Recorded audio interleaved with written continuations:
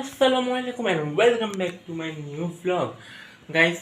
আমি একটু ঘুম থেকে উঠে এখন ফ্রেশ হয়েছি আর এখন বাজে হচ্ছে অলমোস্ট 9:30। তো না, এখন আমি নাস্তা খাবো, নাস্তা করে দেন আমি একটু বাইরে যাব। তো তোমাদের সাথে দেখা হবে আমার বাইরে যাওয়ার সময়। A few moments later. Guys এখন বাজে হচ্ছে 11টা আর আমি নাস্তা খেয়ে নিচ্ছি। আজকে হচ্ছে শুক্রবার, তো এখন আমি যাবো চুল কাটতে, দেন চুল কাটিয়ে এসে দেন রেডি হয়ে যাবো নামাজ পড়তে। তো গাইস আমি এখন চুল কাটতে।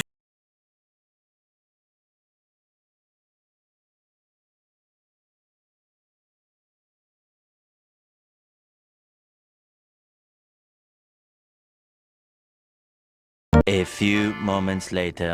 তো গাইস আমার চুল কাটা শেষ, ডান হয়ে গেছে। দেন এখন আমি বাসায় যাচ্ছি, বাসা থেকে গিয়ে দেন গোসল করে রেডি হয়ে তারপর আমি যাবো নামাজে। তো তোমার সাথে হবে নামাজ যাওয়ার সময়। আমি এখন চুল কেটে এসে এখন রেডি হয়ে গেছি মসজিদে যাওয়ার জন্য। 1টা বেজে গেছে। আমাদের এখানে মসজিদের নামাজ হচ্ছে 1:30-30-এ। তো চলো গাইস।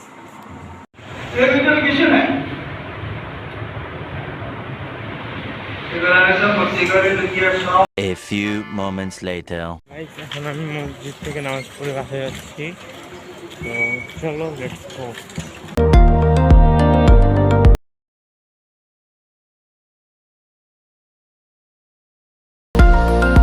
তো গাইস এখন আমি যাবো হচ্ছে একটু বাইরে স্প্যালেন্ড কাউন্টারে। আমি যাবো এখন আমার সাইকেল নিয়ে। এই দেখতে পাচ্ছেন, এই হচ্ছে আমার সাইকেল। তো চলো গাইস, আমি এখন বাইরে হয়ে গেছি সাইকেল নিয়ে স্প্যালেন্ড কাউন্টারের জন্য। চলো তাড়াতাড়ি যাওয়া যাক।